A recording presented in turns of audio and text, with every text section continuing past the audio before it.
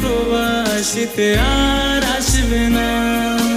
দেশে ছিলাম মাগো তোমার ছায়ায়, কর্মের দোষে এলাম প্রবাসী জেলখানায়।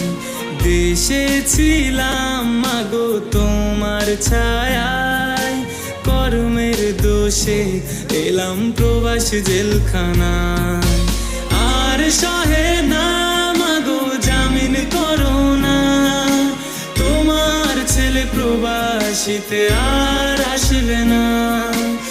আর সহে না মাগো জামিন করো না, তোমার ছেলে প্রবাসীতে আর আসবে না।